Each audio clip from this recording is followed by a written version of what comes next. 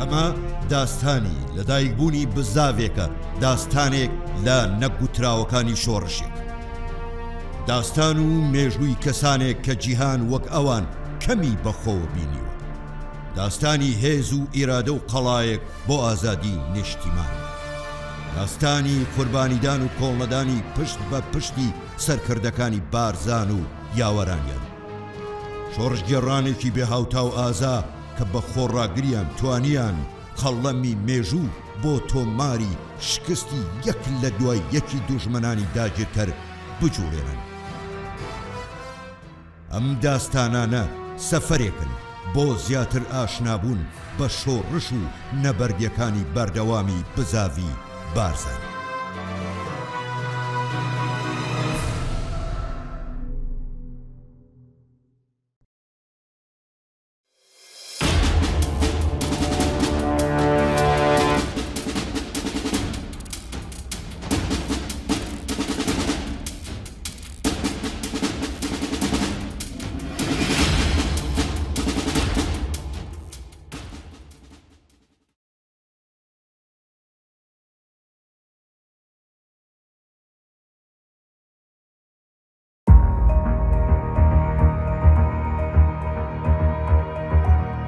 ناوچەی بارزان لە مانگی شوباتی 1944ەوە لە سایەی ڕێکەوتنی سەرکردایەتی شۆڕش و حکوومەتی مەلەکی زیاتر لە ساڵێکی بە ئارامی بەڕێکرد. بەڵام ئەم ئارامیە بەواتای ئەوە نەبوو کە سەرکردایەتی شۆڕش پشتی لە حکوومەت کردوتەوە و بڕوای پێکردو، بەڵکو بە پێچەوانەوە وەک چۆن حکوومەت مەبەستی بوو ئەو وەستانە کاتیەی شەڕ بقۆزێتەوە، سەرکردایەتی شۆڕشیش لەلایەنی ڕامیاری و سەربازیەوە دەستی بە تۆکمەترکردنی ڕیزەکانی کردەوە. مستەفا بارزانی لەو ماوەیەدا بەهۆی بەسەرکردنەوە بەردەوامەکانی ناوچەکانی کوردستان پشتیوانی بەشی هەرە زۆری سەرکردە و سەرۆک عەشیرەتە کوردەکانی بۆ شۆڕش دەستەبەر کرد. لێژنەی ئازادی و حیزبی هیواش بە ڕێگەی نامە و نامەکاری و دەرکردنی بەیاننامە هۆشیاری تەواویان لەبارەی شۆڕشەوە بڵاو کردبوو و بە سەردانی کردنیان بۆ پارچەکانی تری کوردستان پشتگیری ڕێکخراوەکانی ئەو پارچانەیان بەدەستهێنا. ئەوە جگەل لە پەیوەندیکردنیان بە یەکێتی سۆڤیەتەوە کە ئەوانیش لەلایەن خۆیانەوە بەڵێنی پشتگیری شۆڕشیاندا.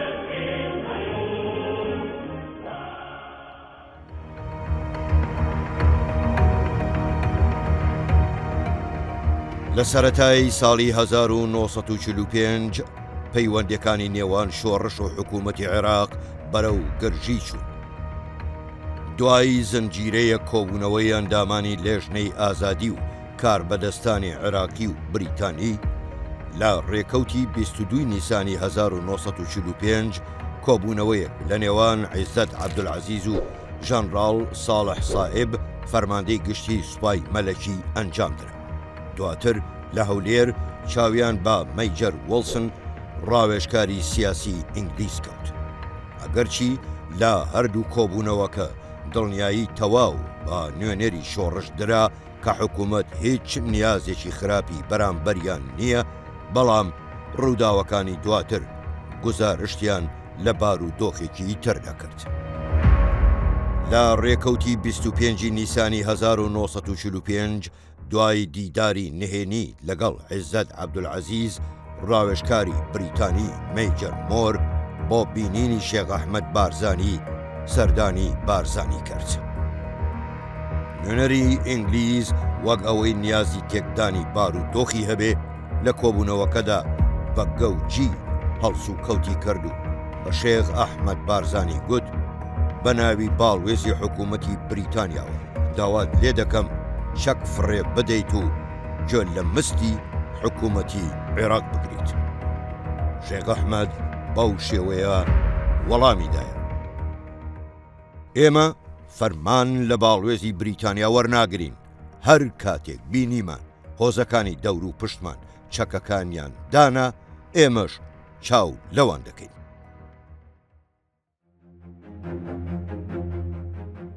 لە ڕێکەوتی هەفتەی حوزەیران بە مەبەستی ئارامکردنەوەی بارودۆخ لە مێرگەسۆر دیدارێک لە نێوان مەستەفا بارزانی و سعید قەزاز متەسەڕفی هەولێر و کاپتن جەکسن جێگری ڕاوێژکاری سیاسی کەرکووک ئەنجام درا. لەو کۆبوونەوەیەدا بەهۆی لووتبەرزی متەسەڕفەوە دەمەقاڵێ دروست بوو. وەلیبەگ کە لە کۆبوونەوەکەدا یاوەری بارزانی بوو بەتوندی بەرامبەر سعید قەزاز جوڵایەوە. متەسەڕف ئەمەی وەک بێڕێزی بەرامبەر بە خۆی بینی و فەرمانی بە معاونی پۆلیسی مێرگەسۆر کرد کە لە دەرفەتێکدا وەلیبەگ لەناو ببات. ئەم ڕووداوە بوو بە هۆکارێک کە کۆتایی بە کۆبوونەوەکان بهێنرێت و هەردوو لە خۆیان بۆ شەڕ ئامادە کرد. دوای کۆبوونەوەی 25 تەمموزی 1945 لێژنەی ئازادی مەستەفا بارزانی بڕیاریدا گەشتێکی فراوان لە زاخۆ تا خانەقین بە نێو ناوچە کوردیەکاندا بکات.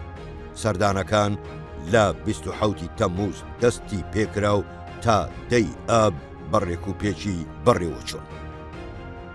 لە ڕێکەوتی 10 تەمموزی 1945 نامەیەک لە شێخ ئەحمەد بارزانی گەیشتە دەست مەستەفا بارزانی کە لەو کاتەدا لە بەردەوامی سەردانەکانی لە دەشتی ناو کۆڕی شێخان و لە گوندی مرێبا بوو. لە نامەکەدا مەستەفا بارزانی لە هەڵگیرسانەوەی شەڕ ئاگادار کرایەوە. هەمان ڕۆژ دوو نامە لە متەسەڕفی هەولێر و کۆڵۆنێل مید ڕاوێژکاری سیاسی مووسڵەوە گەیشتنە دەست مەستەفا بارزانی و داوای خۆڕا دەستکردنی لێکرا. تەواوی هەوڵەکانی بارزانی بەو ئاراستەیە بوون شەڕ هەڵنەگیرسێتەوە. کاتێک مەستەفا بارزانی با مەبەستی سەردانیکردنی ناوچە کوردیەکان بارزانی جێهێشت، حکوومەت و ئینگلیز دەرفەتەکەیان قۆستەوە و بارزانیان خزاندە نێو شەڕێکی نوێوە. با فەرمانی حکوومەت هێزی سەربازی لە دەور و پشتی بارزان جێگیر کرا. تەواوی فەرمانگە دەوڵەتیەکان بە تەلەگراف لەوە ئاگادار کرانەوە کە کاروباری خەڵکی ڕایین نەکەن و هەر بارزانیە سەردانی فەرمانگەکانی کرد دەستگیری بکەن.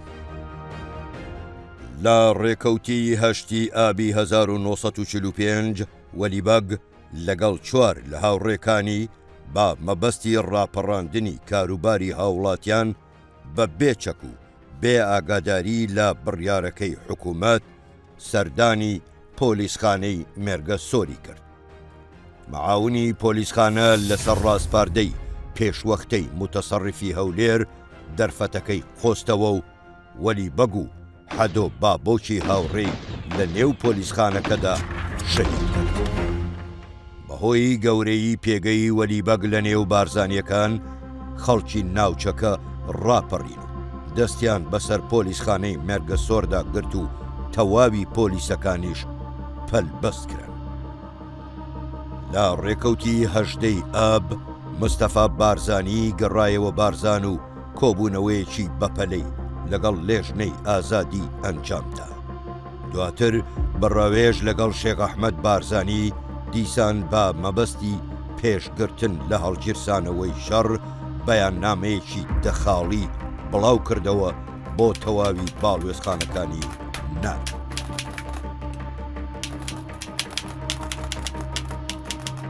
وەزارەتی نووری سەعید لە 25 کانون یۆمی ساڵی 1944دا بەڵێنی چەکەکاری لە ناوچەکەدا و بەجێ نەگەیاندووە. وەزارەتە نوێیەکەی حەمدی پاچەچی بە پێچەوانەی ڕێکەوتنێک کە کرابوو دەستی کردووە بە ئامادەکردنی سوپا. زۆرجار لەلایەن حکوومەتەوە بە نامە ئاگادارکراوینەتەوە کە سەردانی هۆزەکانی دیکە نەکەین. پارێزگاری هەولێر فەرمانی بە هەموو فەرمەنگەکان کردووە کە کاروباری بارزانیەکان ڕانەپەڕێنن و سەردانیکەرانی ئەوان دەستگیر بکەن. وەلیبەگ لە کاتی ڕایکردنی کاروباری هاوڵاتیانی ناوچەکە لە پۆلیسخانەی بێرگەسوور تەخێ لێکرا و کوژرا. لە گوندی بڵێ بە مەبەستی لە ناوبردن پەلاماری ئەسعەد خۆشەوی دراوە. فڕۆکەکان بە بەردەوامی هێرش دەکەنە سەر گوندەکان و گوندنشینان دەکەنە ئاماژ. حکوومەت بە بیانووی ڕایەنانی سەربازی بەڵام لە ڕاستیدا بە مەبەستی پەلاماردانی ناوچەی بارزان هێزێکی زۆری لە ئاکری و ڕەواندیس کۆ کردوتەوە. داوا لە حکوومەتی عێراق دەکەین کە خۆسازدانی سەربازی لە ناوچەکە ڕابگرێ و پابەندی ڕێکەوتنامەی کانونی دووەمی ساڵی 1944 بێت. داوا لە باڵیۆزەوە ڕێزەکان دەکەین کە سەپاندنی دۆخی سەربازی ڕابگرن و یارمەتی گەلی سەملێکراوی کورد بدەن و لە لەناوچوون بیان پارێزن.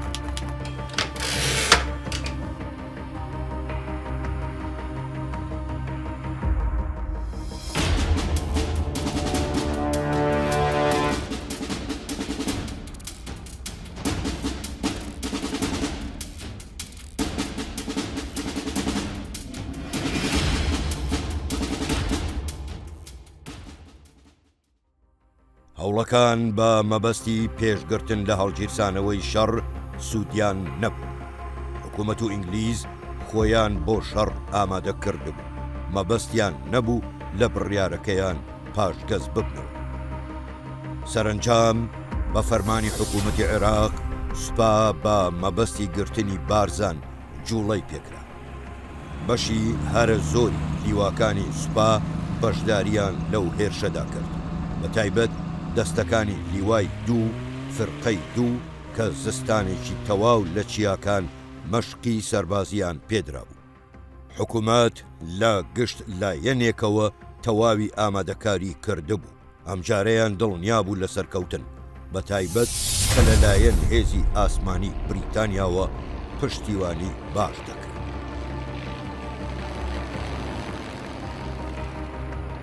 لەلایەن خۆشیانەوە لەشکری شۆڕجێر با فەرماندەیی مستەفا بارزانی باش خۆیان ڕێکخست و پلانی تۆکمەیان بۆ بەرەنگار بوونەوە دانا. لەو کۆبوونەوەیەی مستەفا بارزانی و لێژنەی ئازادی کە لە 20 ئاب ئەنجام درا دوای بینینی شێخ ئەحمەد بارزانی لە هەواری هۆرێ چەند بڕیارێک دەرکران و فەرماندەکانی لەشکری شۆڕژگەر دەستنیشان کران. لە ڕۆژ هەڵات بۆ بەرەی مێرگەسۆر ڕەواندوس محەممەد سدیق بارزانی بۆ فەرماندەیی بەرە و عیزەت عەبدولعەزیز وەک جێگیر دەستنیشان کران. بۆ ڕۆژاوا بەرەی باڵندا ئامێدی، حاجی تەها ئامێدی و ساڵح عەبدولعەزیز دەستنیشان کران. بۆ بەرەی ئاکرێ لە باکوور مستەفا بارزانی وەک فەرماندەی بەرە و جەلال ئەمین و محەممەد مەحموود یاریدەدەری بارزانی دەستنیشان کران. گەمارۆی سەر سەربازخانەی بلێژ بە ئەسعەد خۆشەوی سپرد نامەش بۆ تەواوی ئەو سەرۆک هۆزانە نێردرا کە بەڵێنیان دابوو یارمەتی شۆڕش بدەن و تەواوی ڕێکخراوە نیشتیمانی و ڕۆشن بیریەکانی شارەکانیش لە جم و جۆڵەکانی شۆڕش ئاگادار کرانەوە. ئەمە جگە لەوەی لەلایەن مستەفا بارزانیەوە بە یارمەتی لێژنەی ئازادی چاودێری بەرەکانی تریش بکرێت.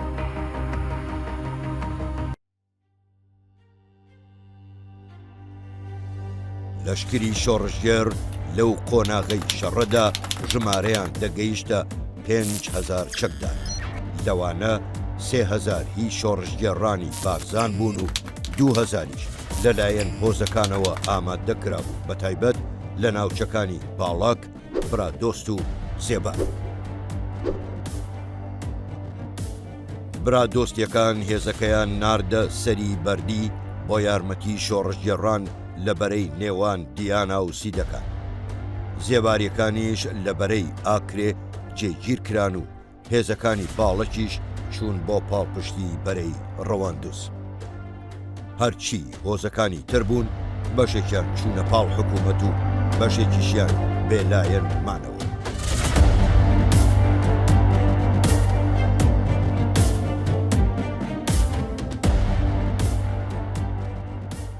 بەم شێوەیە هەردوو لایەن خۆیان بۆ شەڕێکی نوێ ئامادەکردەوە کە گۆڕەپانەکەی وەک هەمیشە ناوچەی بارزان.